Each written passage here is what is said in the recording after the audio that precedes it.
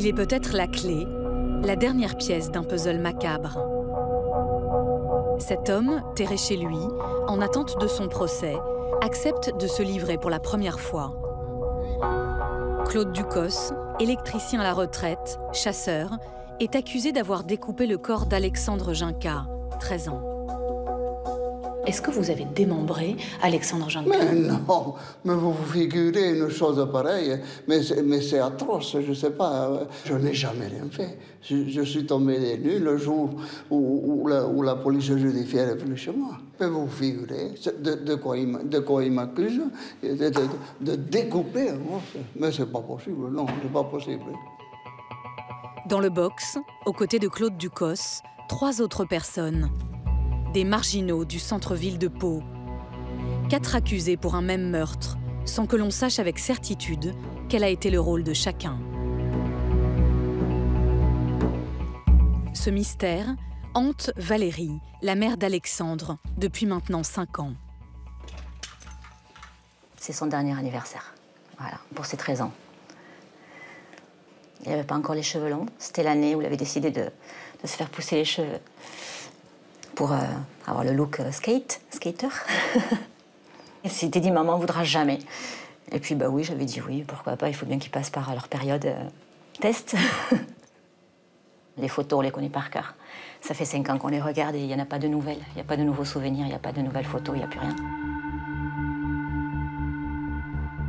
Alexandre Ginca a disparu le 4 juin 2011, dans ces rues du centre de Pau. Il passe alors le week-end chez son père, qui lui a donné l'autorisation d'aller dîner dans cet immeuble, chez une camarade de classe, avec d'autres amis. Il quitte ses copains à 22h40. Il est à vélo. Il lui reste alors quelques centaines de mètres à parcourir pour rentrer chez son père, qui vit juste à côté des Halles. Le lendemain, son vélo sera retrouvé attaché à ce poteau. Alexandre, lui, s'est volatilisé. «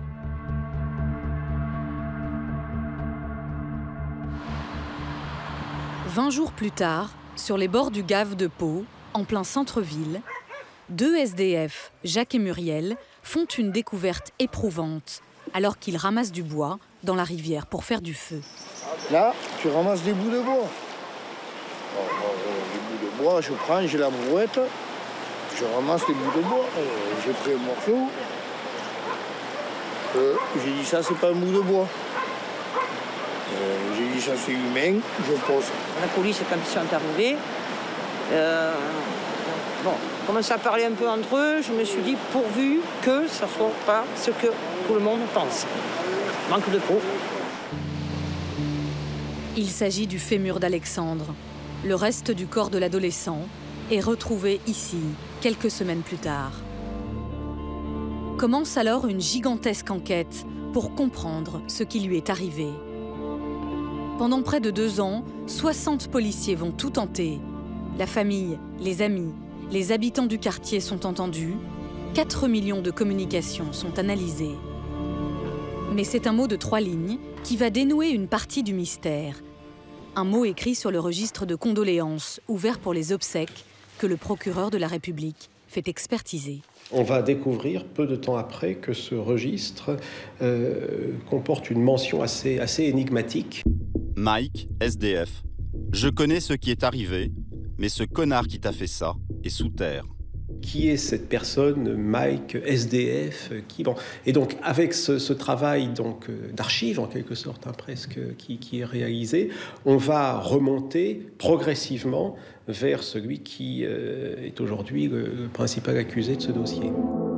Il s'agit de Michael Bérel, un marginal de 25 ans qui traîne dans le centre-ville de Pau. Il a déjà fait de la prison pour violence. Il avoue être celui qui a tué Alexandre. Il est incarcéré. Après 2 ans d'enquête, un soulagement pour les Palois.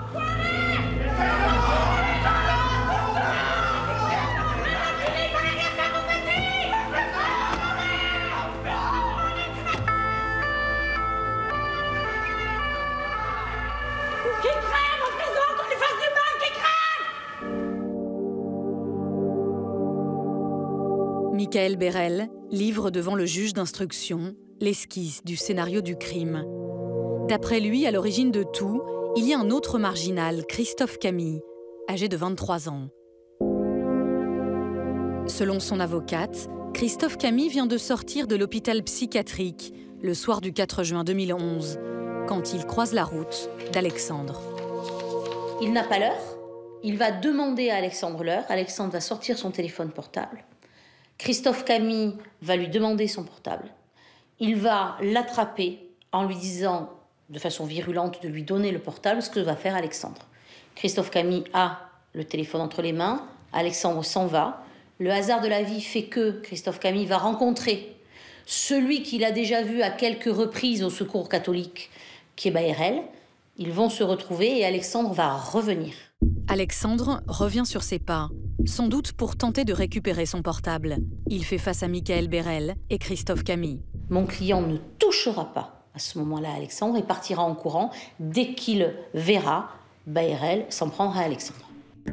Michael Baërel explique avoir été pris d'un accès de rage en voyant revenir l'adolescent devant les halles. Il lui assène plusieurs coups violents sur le haut du crâne avec un marteau qu'il porte alors toujours sur lui. Il raconte avoir traîné le corps d'Alexandre dans cette rue, sur 30 mètres, jusqu'à l'appartement de Fatima et Nadja, une femme de 20 ans son aînée, avec qui il vit entre deux incarcérations. Pendant l'enquête, elle avouera avoir aidé Michael Baërel à cacher le corps d'Alexandre dans sa cave, avant de revenir sur ses aveux. Elle est poursuivie pour non-dénonciation de crime, Christophe Camille et Michael Baërel, pour violence ayant entraîné la mort sans intention de la donner. Dans ce foyer de réinsertion, les trois accusés étaient connus. Les éducateurs parlent de profils très fragiles, de parcours d'errance, sans entourage familial. Neil et Denis se souviennent de la brutalité de Michael Baërel. Quelqu'un de très fuyant, quoi, qu'on ne pouvait pas capter, qui passait, mais on ne savait pas trop son histoire. Donc on savait qu'il pouvait être très tendu, voire violent avec Fatima, mais après, avec les autres, pas forcément, quoi. Elle était comment, Fatima et Nadja? Qu'est-ce qu'elle vous faisait comme impression? Moi, j'en ai le souvenir d'une personne très démunie, extrêmement vulnérable. En souffrance aussi, ouais. En grosse souffrance. Est-ce qu'elle était sous influence de Michael Baërel, d'après vous? Elle nous disait qu'elle avait peur de lui, quand même. Michael Baërel va aussi impliquer un autre homme qui n'a rien à voir avec ce milieu marginal. Claude Ducos, un chasseur de 72 ans, ancien électricien de la SNCF, qui coule une retraite paisible dans un village du Haut-Béarn, à une dizaine de kilomètres. Michael Baërel révèle qu'il entretient avec le retraité des relations sexuelles tarifées. Mais surtout, le lendemain de la mort, il raconte l'avoir appelé à l'aide. Claude Ducos aurait emporté le corps d'Alexandre Ginca dans sa voiture. 10 jours plus tard, avec Michael Baërel, ils auraient jeté le cadavre démembré dans le gave de Pau. Les policiers interpellent Claude Ducos, ici, dans la ferme familiale, où il vit en célibataire avec ses frères et ses belles-sœurs. Tout le monde ignore sa double vie. Contre lui, pas de preuves, mais un faisceau d'indices.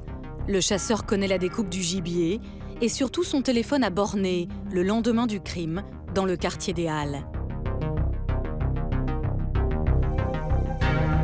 Aujourd'hui mis en examen, notamment pour atteinte à l'intégrité d'un cadavre, Claude Ducos est en liberté sous contrôle judiciaire. S'il avoue une relation avec l'accusé, il nie toute responsabilité. Ça, la téléphonie, moi, j'y connais rien. Je ne dis pas que je n'étais pas en contact. Ça, c'est sûr. Mais c'est tout. Après, on allait au cafétéria. C'était un gentil garçon, jamais d'alcool. Moi non plus, je suis anti-alcool. Oui. Il dit que vous êtes venu chercher le corps et qu'ensuite, vous l'avez rendu en morceaux dans des sacs. Et ce sont ces accusations. Qu'est-ce que vous dites de ces accusations? Mais c'est pas possible. Il a eu le temps pendant, je ne sais pas combien, 2 ans, de s'imaginer des choses. Mais jamais il m'a fait intention de ça. Jamais. Vous auriez fait ça par amour pour lui? Oh, non, pas à ce point-là, quand même. Non, non, non, non, non, non. Et le gosse, je ne l'ai jamais vu, moi, ni mort ni vivant. Vous n'avez pas peur d'affronter la justice? Absolument pas. J'ai rien à dire et je cache rien. Les accusations d'un jeune marginal, un téléphone qui démontre seulement qu'il est venu à Pau. Pour l'avocat de Claude Ducos, les éléments sont bien minces pour faire condamner ce chasseur expérimenté. Tout ce qu'on a trouvé à dire dans l'arrêt de mise en accusation, c'est de la vue découper des sangliers, donc il sait le faire, donc il a découpé l'enfant. C'est quand même aller un peu vite en besogne. La police a chez lui pris des couteaux que les experts déclarent compatibles avec la découpe de l'enfant. Un couteau est compatible avec une découpe. On peut en trouver chez moi des couteaux, chez vous, chez le procureur public ou l'avocat général, on peut trouver des couteaux. C'est pas pour autant qu'on a découpé quelqu'un. Si on avait trouvé ne fût-ce qu'un indice, mais il n'y a pas. Il n'y a pas l'ADN de Ducos, il n'y a pas l'ADN du petit Juncker, il y a l'ADN de personne. Et on dit simplement, bah oui, vous êtes peut-être potentiellement le découpeur. C'est horrible quand même. Claude Ducos risque 3 ans de prison. Michael Bérel et Christophe Camille, la réclusion criminelle à perpétuité. De son côté, Valérie, la mère d'Alexandre, se prépare à côtoyer les accusés pendant les 10 jours de procès. Il faut que les coupables soient reconnus coupables, vraiment. Il faut qu'on ait des explications. Il faut qu'on en ait plus qu'actuellement, si c'est possible. C'est ce qu'on espère. Vous voulez leur dire quoi? Leur dire qu'ils m'ont enlevé mon bébé.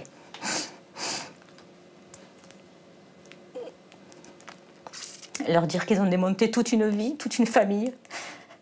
Et que s'ils ne tiennent pas la leur, parce que leur vie, pour moi, elle n'est rien du tout. La nôtre, elle était très importante, elle était belle. Et elle est plus belle. Les Palois, eux, ont fait savoir sur les réseaux sociaux qu'ils viendraient par centaines à l'audience pour comprendre et rendre hommage à un enfant dont le destin a ému toute la ville.